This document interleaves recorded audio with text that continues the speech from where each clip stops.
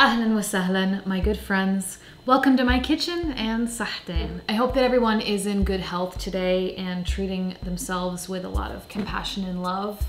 I wanted to share with you a really easy, very nourishing soup recipe that my mom always made for me whenever I was feeling a little down. It's one of the most comforting and truly simple things in Palestinian cooking. It's called shorbet Freekeh, or Freekeh soup. Do you know what Freekeh is? Freekeh is an ancient grain that has been used for thousands of years in Arabic cooking. It's wheat that has been harvested early and then roasted. So it comes out in this beautiful, really toasty, nutty kind of way. Freekeh, compared to normal wheat, has less carbohydrates and a lot more protein and fiber, so it's incredibly nutritious. Freekeh is becoming popular in the Western world at the moment, and it's being called a new superfood, which it couldn't be less new. It's one of the most ancient foods there is. Using this and just a few other ingredients, we're going to make a really comforting, very easy on the stomach soup that will really just put you in a cozy place.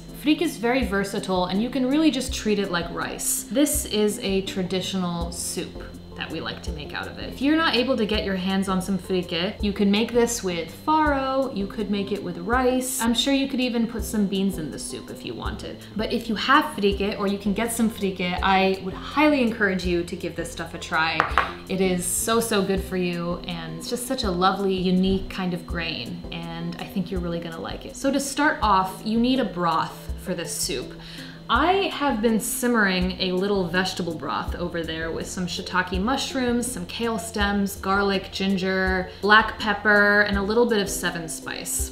You can throw in cardamom, you can throw in some cinnamon. Normally, I eat this with a bone broth of some kind, but I don't have any meat in my house right now, so I'm just using things that I have to make a nice veggie broth. So whatever kind of broth you have in your house or you're able to make, will be good for this. So the first thing you want to do is finely dice 2 medium-sized onions, throw them in a pan with some oil and salt, and let's just start to get them cooking and caramelized.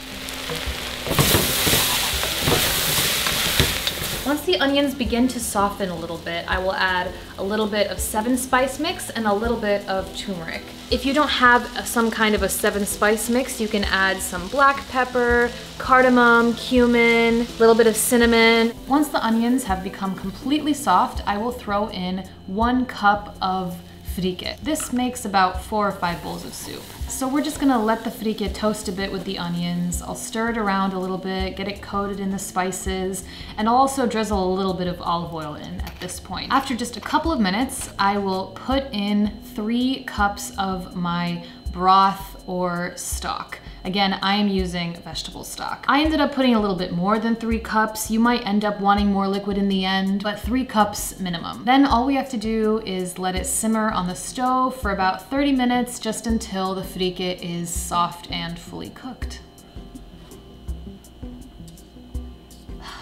I wish you could smell this. Freekeh is so unique and it has such a beautiful nutty flavor and smell.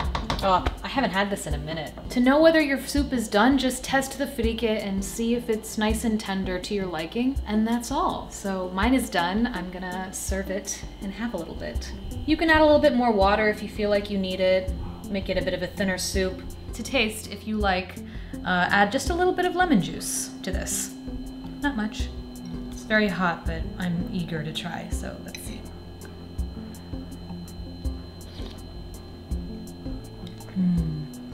Ooh, the taste of home. I feel like I'm with my mom. This is really good with the shiitake broth. I like that a lot. I think this might have been the first thing that I learned to make when I was starting to cook by myself in my own kitchen, and I was craving the taste of home. So I hope you make it. I hope you enjoy. Let me know if you make this and try it. And also let me know if you try it with some other grain and how it turns out for you. Thank you so much for joining me today. My hair today has just been out of here. As always, Sahtein, and I will see you guys in the next one. Thank you.